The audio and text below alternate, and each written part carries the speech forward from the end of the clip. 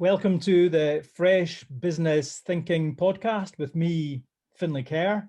This is a Fresh Thinking episode, and the topic today is the future of news. And I'm pleased to say that I'm joined by a panel of experts to discuss that.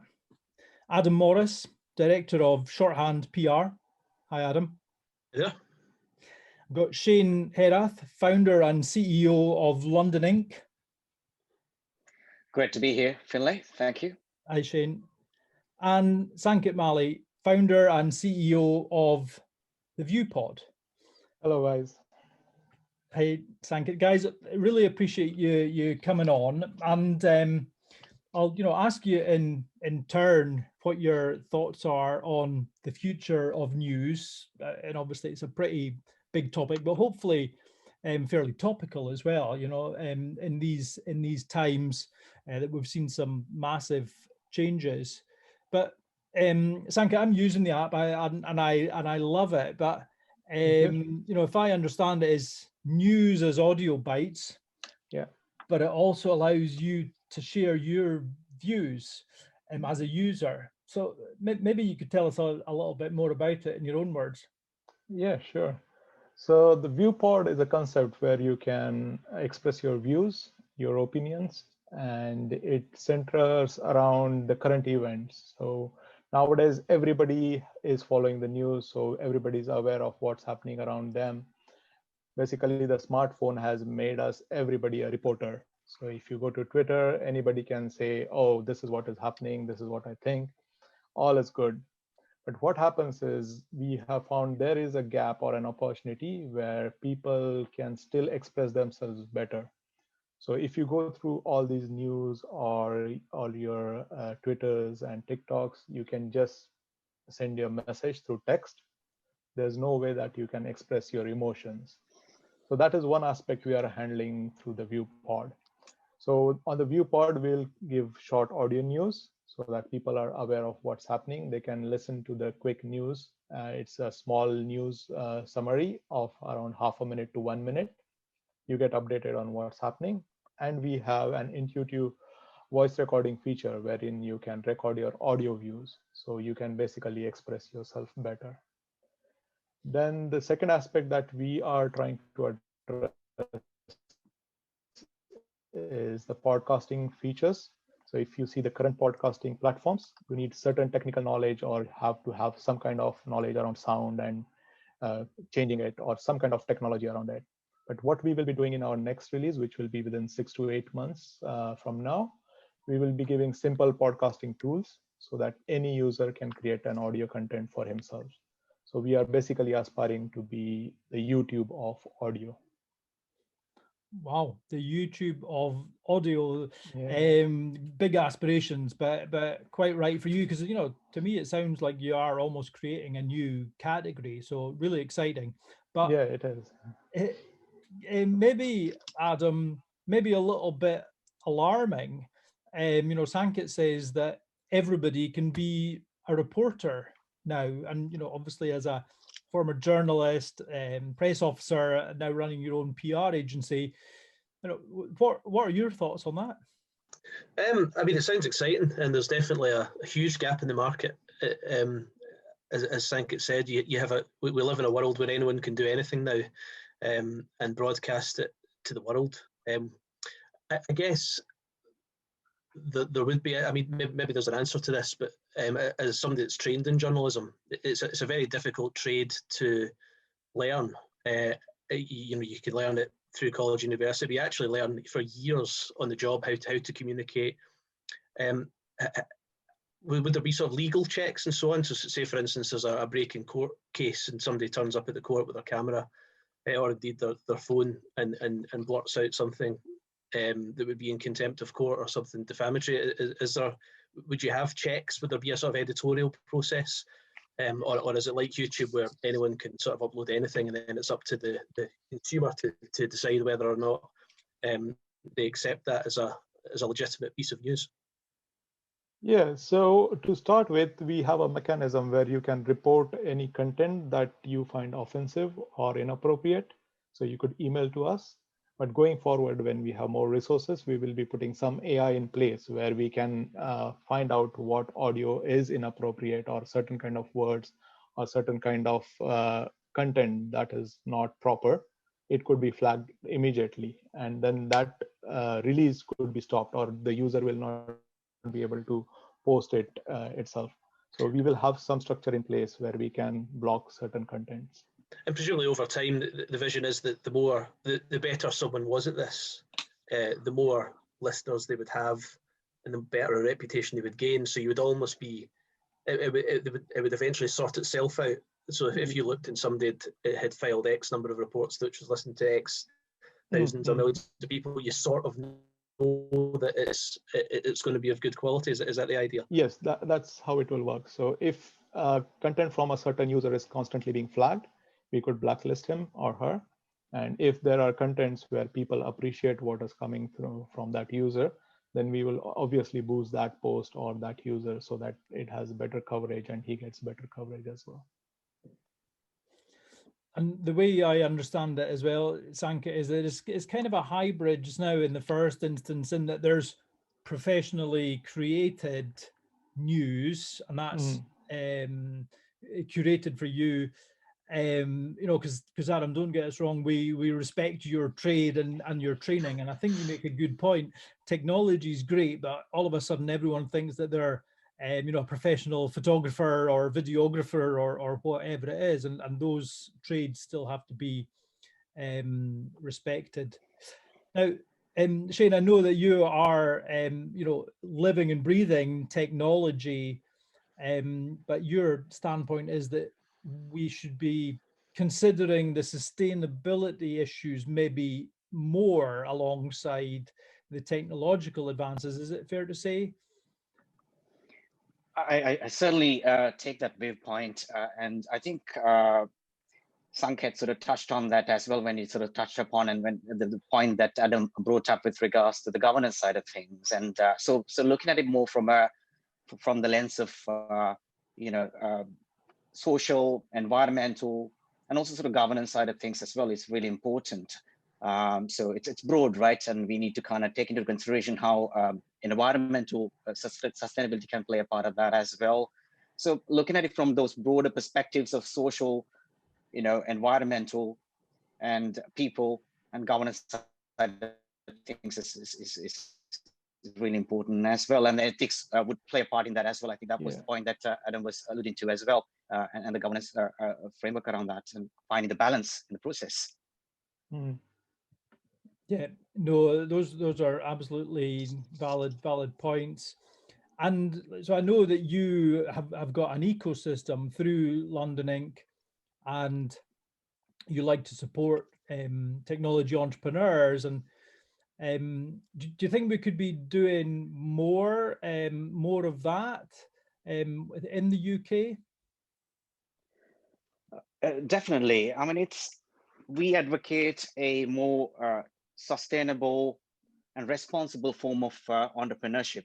So we link sustainable innovation to responsible entrepreneurship. And in that regard, not just building products or creating business models that are profitable. You can be both profitable as well as do it right from a more broader kind of context as well.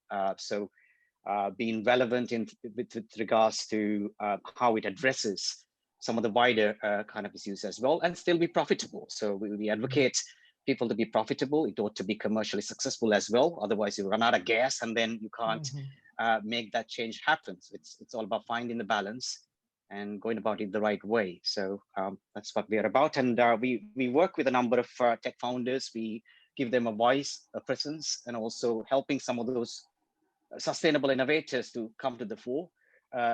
Some of these tech founders, they weren't thinking sustainability inherently, but that's where we've come in and helping shape them in such a manner that we can push that agenda forward and help them be successful as well in the process. So it's been an exciting journey thus far, and we are beginning to make some change happen in the process. Good, great work.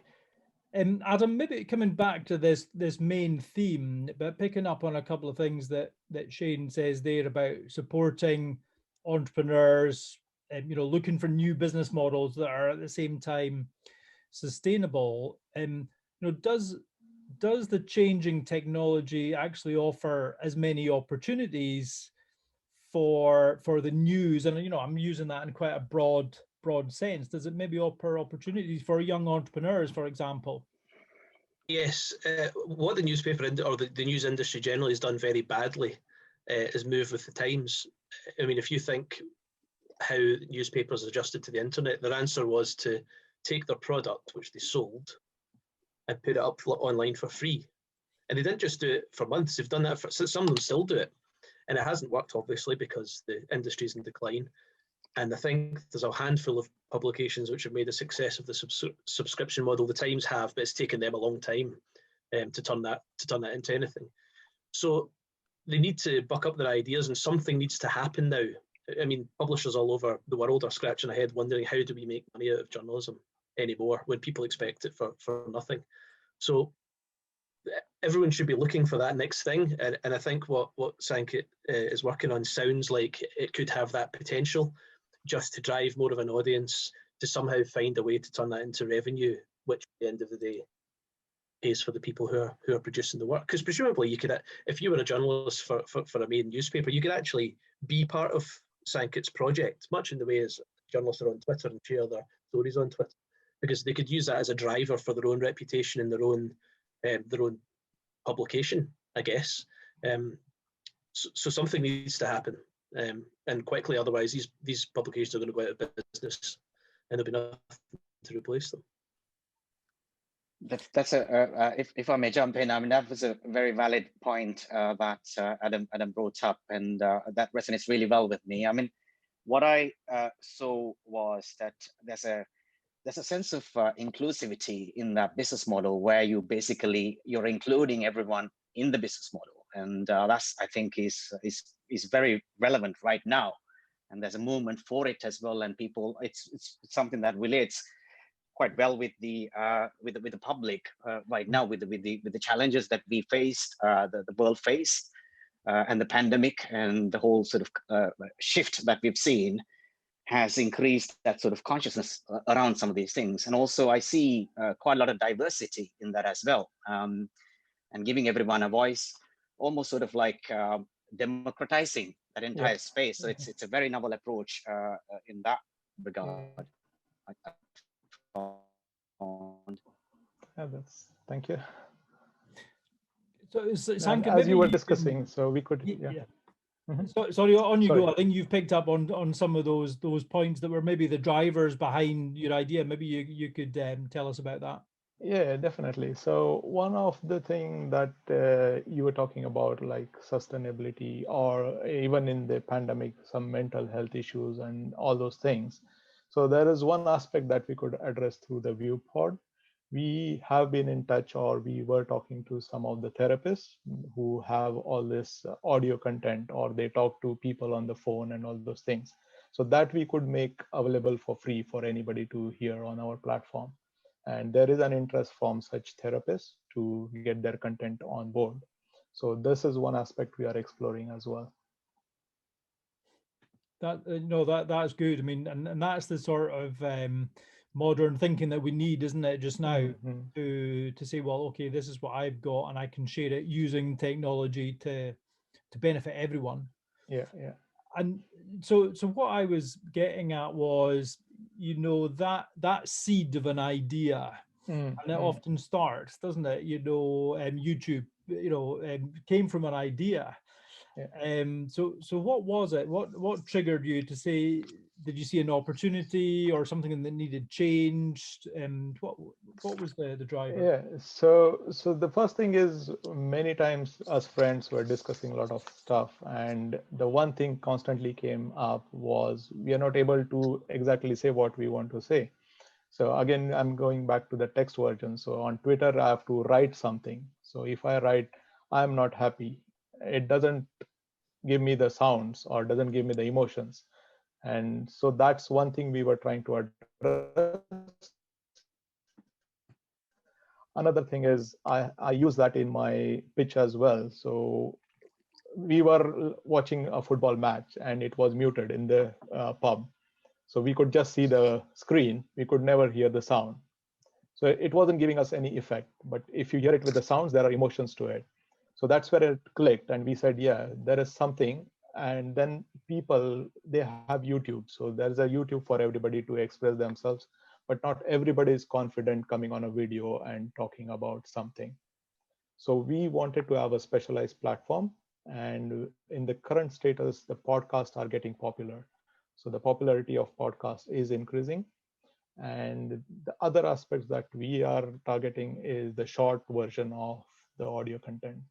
So nowadays, yes, especially young people, they don't have patience as such. So they listen to something, watch something, and then just swipe or go on to the next thing. So we want to cover the message or the content in short audio so that you just listen to it and go to the next one. So people get the good experience. That's quite an interesting point, because you say people aren't confident, always confident on video. Yeah. A lot of people aren't confident writing text either. I mean, if you just go to anyone's Facebook page, there's a lot of people they don't punctuate very well. They don't. They're just not good writing communicators. True. But turn that into a voice, and it can suddenly be really, really effective. Yes, yeah, that's exactly what we are trying to get out of people. And without using lots of emojis or exclamation marks, it's that emotion that comes through in the voice as well. So, you know, I think there's lots of great elements to it. If I could come back just quickly, Sanket, to something you said there about the differences in age groups, possibly, and you know, not wanting to sound too much like an old man. You know, you've identified some differences there. Do you think that the Viewpod will have a younger audience, like, you know, mass generalization that TikTok is for a younger age group, or do you think there's different pockets of different age groups that could benefit? Yeah, I think it is beneficial to everyone because what our vision is to get content in a varied kind of or a variety of content. So it should be applicable to any age group. But you're right, to start with, it will be mostly the young population because they are more hooked on to technology. They will try more new things. So as we go on to the older generations, they will take up or adopt any technology once it is popular or somebody is asking them to use it. But by that time, we would like to have content which is appropriate to that age group as well. So to start with, we will be mostly concentrating on young audience, young professionals, and then work our way up through the content. Okay, that makes sense.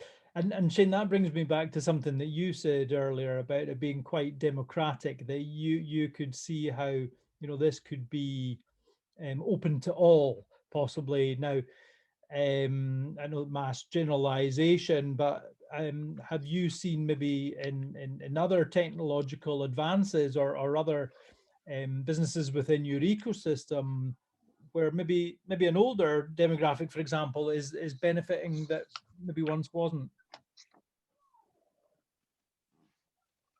Well, with regards to how technology is changing some of these aspects and also sort of sharing of control as well, because it was sort of kind of pushed down, if you like, the kind of the traditional model of you know, that operated whereby here we are seeing a movement where it's been sort of a bit more leveled in that approach, and with the right governance in place, that the point that Adam brought up, it could you know, take a very interesting form. And I like the idea in that regard, where that responsibility is shared, and then finding the balance with regards to that business model, and adding value and a new dimension as to how we relate to news, how we consume news, and that change is quite novel, quite different, quite innovative, I found. And we see that, you know, in other examples. I mean, for example, very interesting project done by London School of Economics in terms of their work on journalism. They formed this journalism AI collab, and IJO project it's called, and using AI, for example, to spot gender biases. So this AI engine goes through different content, looks at some of the text or imagery, and then picks or spots where certain sort of gender bias that could exist. So to kind of find that kind of, so it's sort of like you could think of it as creating of a check and a balance, if you like, using or leveraging AI to find that balance. So there are a lot of interesting sort of activities happening. BBC is doing some work on certain areas. You could also see the speech text kind of stuff that's happening, and people using more of artificial intelligence, immersive tech as well, using AI. So and smart glasses, the whole landscape's changing. So a lot of advances around that, but with all of these things, it's about finding the balance as well, and getting it to connect with the audiences, and from a governance as well as the other kind of broader areas, it ought to be balanced as well. For example, diversity and inclusivity, and doing these things in a much more responsible sort of manner is I guess is the key consideration, or should be. Yeah, I mean, I don't know how technological you are yourself, Adam, but Shane's come back a couple of times to this phrase of balance, and that's sometimes within a business, within the business model, and in terms of sustainability, and that's key, isn't it, in presenting news? Because I sense that behind every opportunity with artificial intelligence, there's potential pitfall as well, isn't there?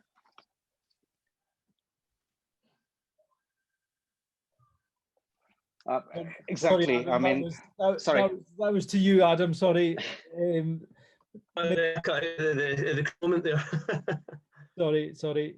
Did you get that? Okay. Do you want me to go back over that? Sorry, if you could just go over it the end bit again. Sorry, I just cut it at the wrong moment. Yeah, I mean, it was really just for your views on the potential, the pitfalls, because Shane nicely put some of the a lovely case study using artificial intelligence, but there's potential issues behind that as well, aren't there? Yeah, I think that all those issues that Shane mentioned are important. I still think the best way to achieve balance and that sort of thing is through trained human being employees checking articles. An article gets written or a piece gets published, it then gets checked by someone else, and then preferably someone else again. A three-stage editorial process, which was always the case with newspapers. What we're seeing now with online journalism is somebody will write up a story.